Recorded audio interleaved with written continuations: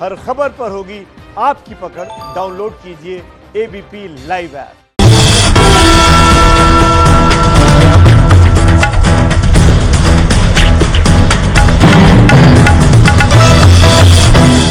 नमस्कार, मैं हूं अभिज्ञान प्रकाश और परिवर्तन के अलग अलग मुद्दों पर मेरा साथ देने के लिए बहुत बहुत शुक्रिया। आज हम जिस विषय पर बात करेंगे इस एपिसोड में वो बहुत अहमियत रखता है, क्योंकि हमारे अंदर एक आदत बन गई है। आदत ये बन गई है कि हम तमाम बातों के लिए सिस्टम को कोसते हैं, अपने आप को कोसते हैं, लेकिन हम अपनी तरफ देखने को तैयार नहीं होते। जब मैं आपसे बात कह रहा हूं कि हम अपनी तरफ देखने को तैयार नहीं होते, तो मैं बात कर रहा हूं एक ऐसे विषय की जिसका दर्द, जिसकी तकलीफ, जिसकी मुसीबत हम सब जानते हैं, लेकिन बहुत कड़वी बात कह रहा हूं। हमने इसको एक ड्राइंग रूम डिस्कशन में कन्वर्ट कर दिया है, यानी कि इस विषय की ड्राइंग रूम में चर्चा। लेकिन हम करते क्या है इसके बारे में, हम सोचते क्या है उसके बारे में। यह विषय है इस देश की जनसंख्या का, पॉपुलेशन का। जनसंख्या एक ऐसा विषय है जो आने वाले हिंदुस्तान में, बदलते हिंदुस्तान में अगर नहीं परिवर्तित हुई तो यकीन मानिए समस्याएं बढ़ेंगी, कम नहीं होंगी। ये जो घड़ी बार बार आपको बताती है कि किस तरह से जनसंख्या बढ़ रही है, इससे अंदाजा लगाइए कि हर साल तकरीबन 2 करोड़ लोग इस देश की आबादी में जुड़ते हैं। हम बात करते हैं चाइना से टक्कर लेने की, लेकिन हमको ये भी तो सोचना पड़ेगा कि क्या हम उस तरह की आबादी चाहते हैं। इस बात की हकीकत से मुंह नहीं मोड़ा जा सकता कि देश में रोजगार की कमी है। रोजमर्रा की चीजें महंगी हैं, सांस लेने को साफ हवा नहीं है, पेट भरने को शुद्ध भोजन नहीं है, प्यास बुझाने को साफ पानी नहीं है। आखिर ऐसा सब क्यों है? ऐसा इसलिए है क्योंकि देश की आबादी ज्यादा है। ऐसा इसलिए है क्योंकि इस आबादी के लिए नीति नहीं है। ऐसा इसलिए है क्योंकि इस आबादी के इंतजाम के लिए सोच नहीं है। ऐसे में सवाल यह है कि आने वाले वक्त में क्या होगा जब आबादी में नंबर 1 होगा इंडिया। आबादी स्लो पॉइजन है, डेफिनेट आबादी पे कंट्रोल होना चाहिए। तो जनसंख्या कम हो उतना बढ़िया है। अब इस पे थोड़ा ब्रेक लगाने की आवश्यकता है। सबसे पहले एक बहुत खास बच्ची से मिलवाऊंगा। इस बच्ची की कहानी बहुत बहुत अहमियत इसलिए रखती है क्योंकि हमें एक संदेश देती है, एक देश के तौर पर और नागरिक के तौर पर। कहानी है आस्था की। ये आस्था, हम आज बात कर रहे हैं ना आज के समय में आस्था की। इस आस्था की कहानी यह है कि 11 मई सन 2000 को इसका जन्म हुआ। जब आस्था का जन्म हुआ तो ये माना गया, या ये सबने जाना, कि ये इस देश की 100 करोड़वीं बच्ची है। वक्त ऐसे निकल जाता है जिंदगी में। ये बच्ची अब 20 साल की है, और क्या ये बच्ची हमसे बात करते हुए ये बात कहेगी कि ये चाहती है कि इस देश में कोई 200 करोड़वां बच्चा पैदा हो, 25 साल से कम की उम्र की इतनी बड़ी आबादी हो। ये बड़े गंभीर मुद्दे हैं। बहुत अच्छा लगता है हमको सिस्टम को आरोप देना, इसको आरोप देना, लेकिन खुद भी तो पूछिए कि हम क्या करते हैं। हम अपनी तरफ पलट के देखने के लिए तैयार हैं?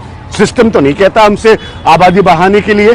तो ये बहुत सारे इश्यूज हैं। इसलिए खास तौर पर परिवर्तन के लिए मैं आस्था को बुलाना चाहूंगा। मैं आस्था अरोड़ा, 100 करोड़वीं बच्ची भारत की। मैं नहीं चाहती कि आगे एक दिन ऐसा है कि भारत अपने देश का 200 करोड़वें बच्चे को भी नाम दे रहा है। आपने लिखा भी, प्राइम मिनिस्टर तक को लिखा। क्या है आपके मन में, क्या चाहते हैं आप? लोग मुझे कहते हैं कि आप ये चाहते हैं कि आप 100 करोड़वीं बच्ची थी, लेकिन 200 करोड़वां बच्चा नहीं बनना चाहती। नहीं बनना चाहिए। क्या लिखा था आपने एग्जैक्टली प्राइम मिनिस्टर? मैंने उस टाइम पे प्रधानमंत्री जी को ये कहा था कि हमारे देश में सबसे बड़ी प्रॉब्लम ही जनसंख्या है। हर जगह जनसंख्या की वजह से ही प्रॉब्लम हो रही है। हम कहीं जाते हैं, कहीं आते हैं, या फिर कहीं कुछ भी फैसिलिटी वगैरह किसी को प्रॉपर नहीं मिल पा रही है। सिर्फ और सिर्फ जनसंख्या की वजह से सभी को दिक्कत हो रही है। तो हमारी कंट्री का सबसे बड़ा इशू अभी पॉपुलेशन होना चाहिए, ना कि और कोई इशू। देखा जाए तो कोविड भी सबसे ज्यादा इसी वजह से फैला है क्योंकि हमारी कंट्री की पॉपुलेशन बहुत ज्यादा है। तो यही वो सफदरजंग अस्पताल है जहां 11 मई सन 2000 को आस्था का जन्म हुआ और उसके बाद एक अच्छी बात करने का मुद्दा रह गया। राजनीति भी इसके ऊपर थोड़ी बहुत होती रही। जिस गंभीरता से, ये पॉइंट मैं रखना चाहता हूं, जिस गंभीरता से पॉपुलेशन के इशू को, जनसंख्या के मुद्दे को इस देश को एड्रेस करना चाहिए और इसमें हम सब शामिल है, पॉलिटिकल क्लास के साथ साथ, हम अलग नहीं है, वो नहीं हो पाता। कब तक हम आधे अधूरे काम करते रहेंगे जनसंख्या के मसले पर? कब तक ऐसे प्रयास होने बंद होंगे जो गैर व्यावहारिक हों? कब तक वो प्रयास ज्यादा होंगे जो व्यावहारिक हों? ये सुनिए। और उसके बाद मैं एक और बहुत खास मेहमान से, एक्सपर्ट से पॉपुलेशन के आपको मिलवाऊंगा। आस्था हमारे साथ रही। ये है 106 साल के मुख्तार अहमद, जिन्होंने 1918 में स्पैनिश फ्लू को मात देने के बाद 2020 में कोरोना को भी मात दे दी। और ये है कर्नाटका की 110 साल की सिद्धम्मा। इन्होंने भी कोरोना को हराकर भारत के शानदार इम्यून सिस्टम का परिचय दिया। ऐसे लाखों बुजुर्ग कई बीमारियों को हराकर जिंदगी जी रहे हैं। ये इस बात की मिसाल है कि भारत में आजादी के 70 साल के बाद ऐसी कामयाबी हासिल करने के लोग इतने सालों तक जी सकते हैं।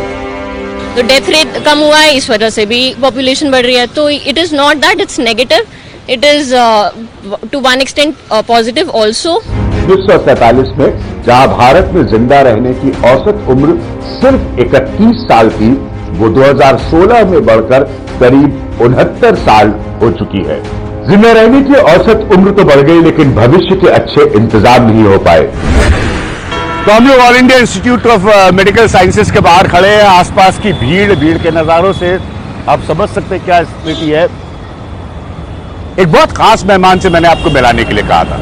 बरसों से ये अपनी तरफ से, और दाद देता हूं इस बात की, पॉपुलेशन पर, जनसंख्या पर काम कर रहे हैं। मेरे साथ पहले भी इस प्रोग्राम में रह चुके हैं परिवर्तन में मनु गौर साहब। खास तौर पर हमने इन्हें बुलाया है इस पर बात करने के लिए। मनु गौर, बहुत बहुत शुक्रिया।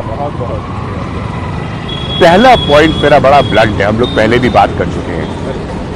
2022 की सिचुएशन को डिस्क्राइब करिए। क्या डर लगता है, क्या भय है आपके मन में 2022 को लेकर? देखिए अभिज्ञान जी, अभी आपने देखा होगा ये कोविड का टाइम चल रहा है और अभी WHO की एक रिपोर्ट भी आई थी जिसने कहा था कि इस लॉकडाउन के कारण भारत में 2 करोड़ 10 लाख और बच्चे पैदा होंगे। लॉकडाउन के कारण इंपॉर्टेंट पॉइंट सुनिए इसको। मनु गौर साहब कह रहे हैं लॉकडाउन के कारण 2 करोड़ से ज्यादा बच्चे और पैदा होंगे। ये WHO की रिपोर्ट है। जबकि हमारे देश में हर साल 2.5 करोड़ बच्चे पैदा होते हैं।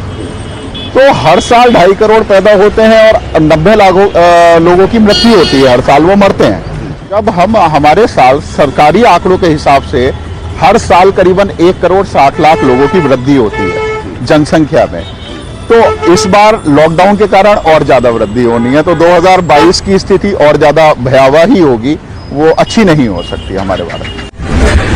मोदी सरकार के आंकड़े बताते हैं कि 2015 से 2019 के दौरान हर साल करीब 1 करोड़ 20 लाख लोगों को फॉर्मल सेक्टर में नौकरियां मिली है। मतलब 6 साल में करीब 7.25 करोड़ लोगों को नौकरियां मिली हैं।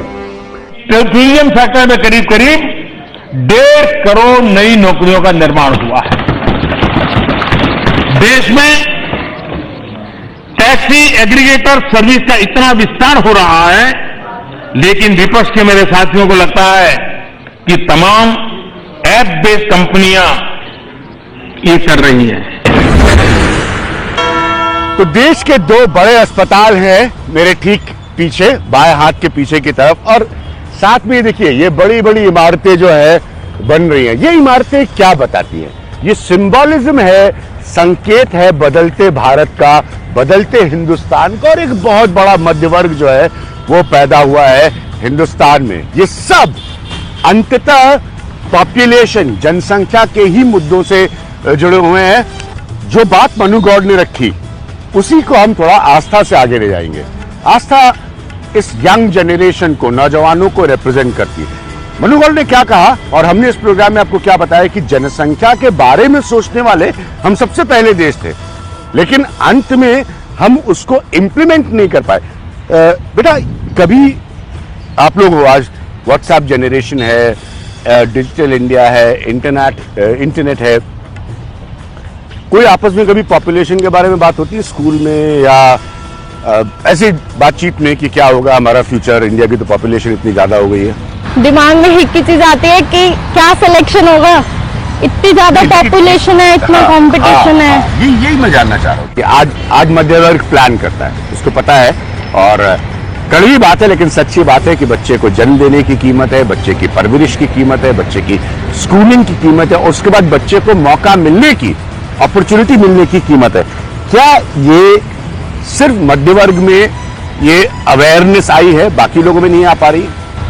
देखिए अभिज्ञान जी, इसी चीज को देखते हुए मध्य वर्ग कौन है? मध्यम वर्ग जो इस देश का है वो ही इस देश का मैक्सिमम करदाता है, वो ही इस देश को चलाता है, और उसे क्या मिलता है वो आज भी कंप्रोमाइजेस करता है अपनी लाइफ में। तो जैसे एक टैक्स पेयर के पैसे का प्रॉपर यूटिलाइजेशन कब होगा?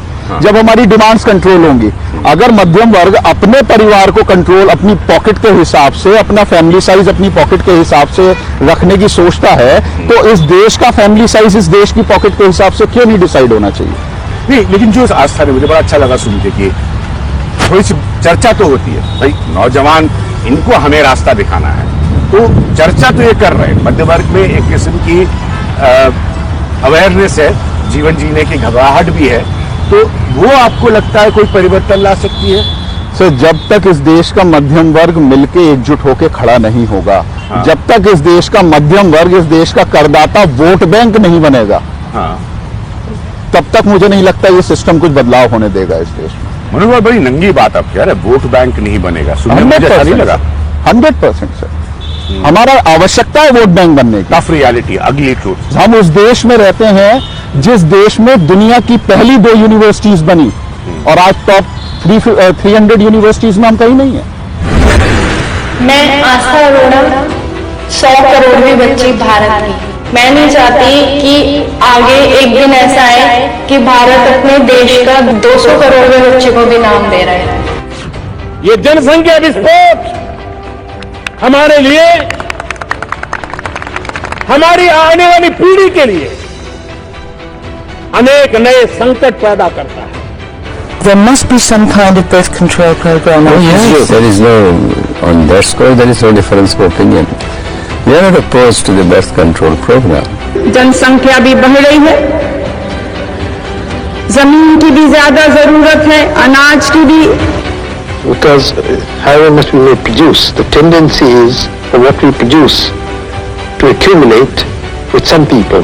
परिवार नियोजन का कार्यक्रम सफल पूर्वक अपने अपने गांव क्षेत्र में हो, जिससे कि जनसंख्या को नियंत्रित कर सके। क्योंकि भौगोलिक दृष्टिकोण से हमारे पास तो उतनी ही जमीन है, उतना ही हमारे पास संसाधन है, और लगातार जो ये जनसंख्या का एक विशाल नागफन के तरह पूरी दुनिया के लिए एक चुनौती है। 1951 की जनगणना के मुताबिक तब भारत की जनसंख्या 36 करोड़ से ज्यादा थी। 1950 के आंकड़े के मुताबिक उस वक्त चीन की आबादी 55 करोड़ से ज्यादा थी।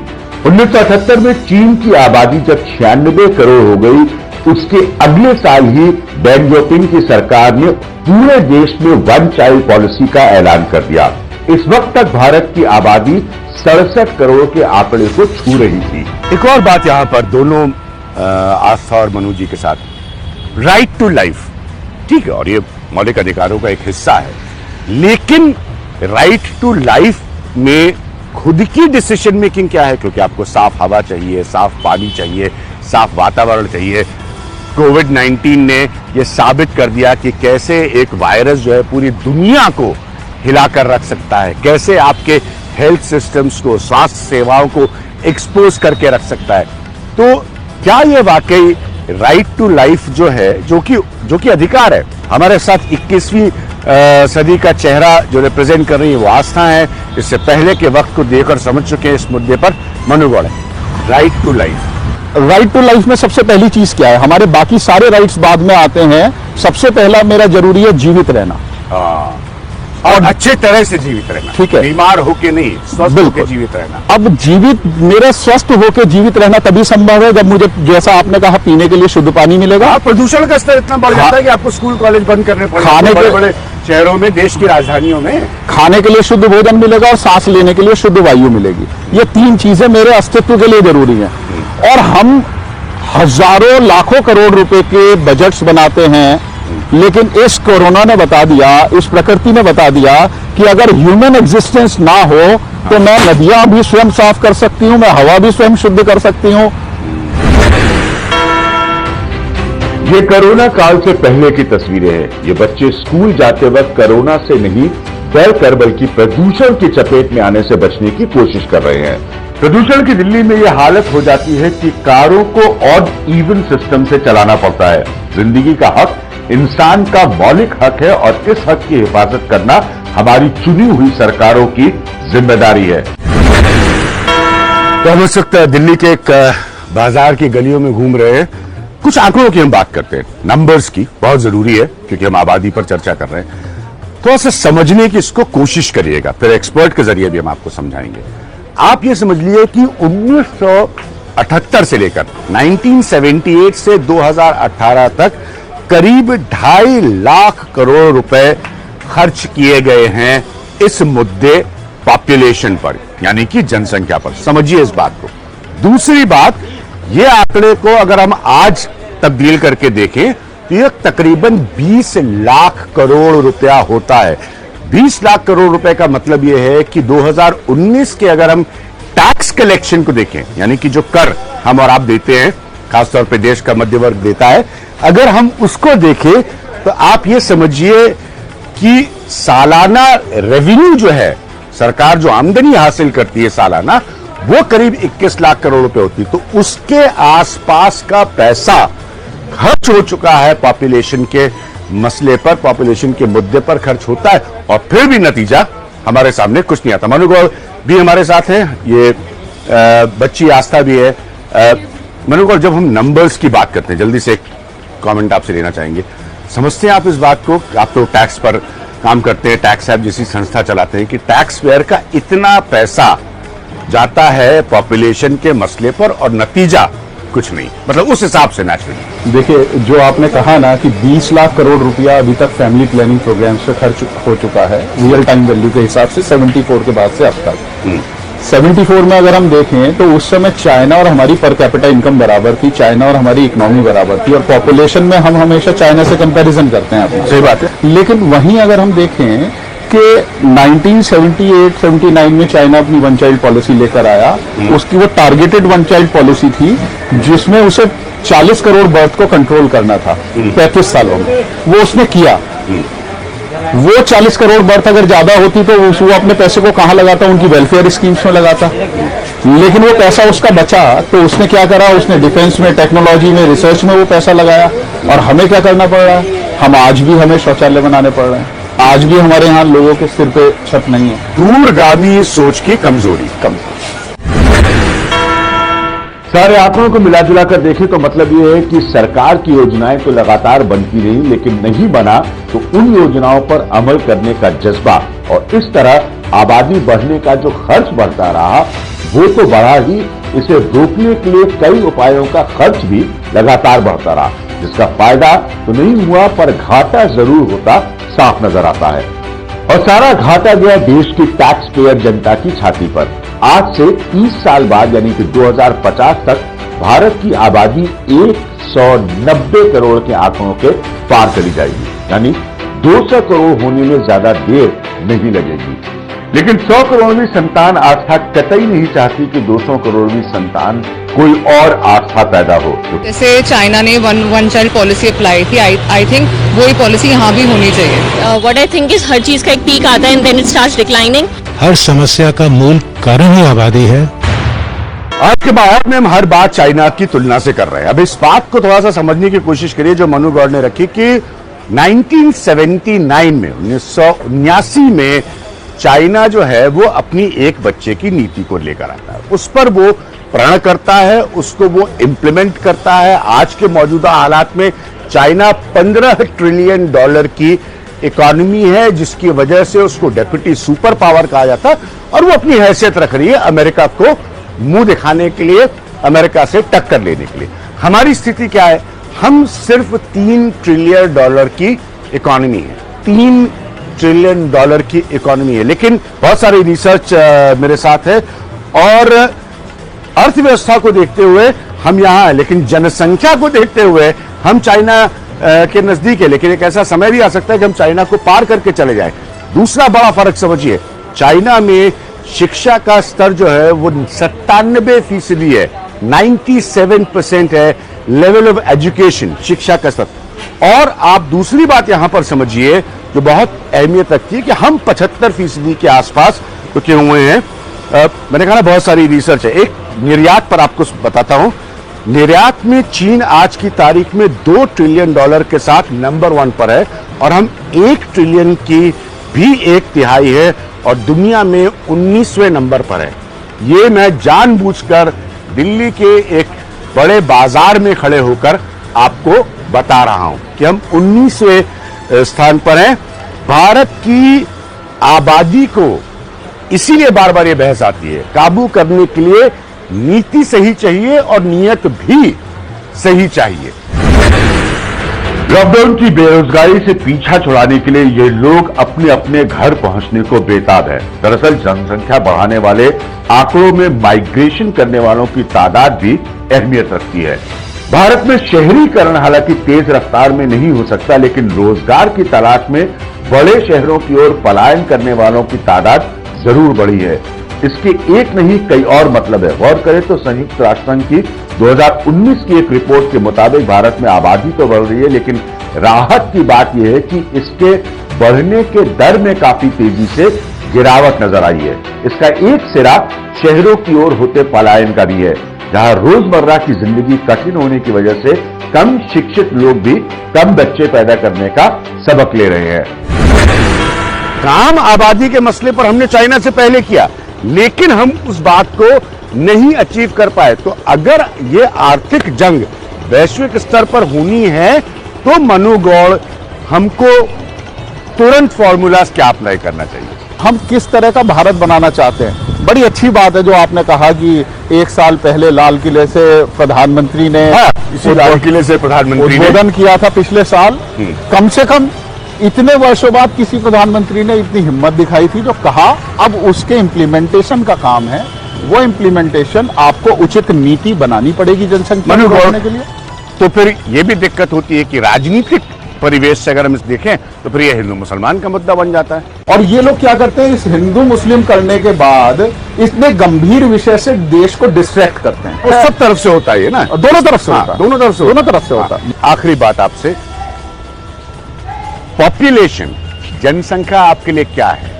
एक नौजवान के लिए, एक बच्ची के लिए क्या है? Political issue, people's issue? मतलब पॉलिटिकल इशू ज्यादा है क्योंकि लोगों ने मतलब पॉलिटिशियंस ने इसे इशू उस तरह से बना दिया है। तो आपको लगता है कि ये जनता का मुद्दा कम नेताओं का मुद्दा ज्यादा? हाँ जी। उन्होंने बच्ची का रिएक्शन है कि जनता का कम नेताओं का मुद्दा ज्यादा। 100%। अब हम इस सिचुएशन में हैं कि हमें एलोपैथिक दवाई की जरूरत है अगर आपको देश को बचाना है। बहुत बहुत शुक्रिया हमारे साथ इस प्रोग्राम में रहने का। इस शो परिवर्तन को आबादी के मसले पर करने का मेरा सबसे बड़ा मकसद यह है कि इस लाल किले की प्राचीर से कभी ऐसी नौबत ना आए कि किसी प्रधानमंत्री को यह कहना पड़े कि हमें 200 करोड़वां बच्चा नहीं चाहिए। ये बात जो 100 करोड़वीं बच्ची थी आस्था, जो हमारे साथ इस प्रोग्राम में थी, वो भी ये कह रही थी। ये बहुत बहुत बहुत गंभीर मसला है। तमाम एजेंडे चलते रहते हैं, उसकी मुझे कोई फिक्र नहीं है, लेकिन यकीन मानिए ये बहुत बहुत गंभीर मसला है। कहीं ना कहीं हमें यह सोचना पड़ेगा, हम कंबल ओढ़कर नीतियों को लेकर सो ना जाए। ये सोचना पड़ेगा कि इस आबादी के मसले से आजादी कब मिलेगी। मैं विज्ञान प्रकाश इस खास शो परिवर्तन के लिए यहां अंत में लाल किले से। मैं आशा अरोड़ा, 100 करोड़वीं बच्ची भारत की। मैं नहीं चाहती कि आगे एक दिन ऐसा आए कि भारत अपने देश का 200 करोड़वें बच्चे को भी नाम दे रहा है।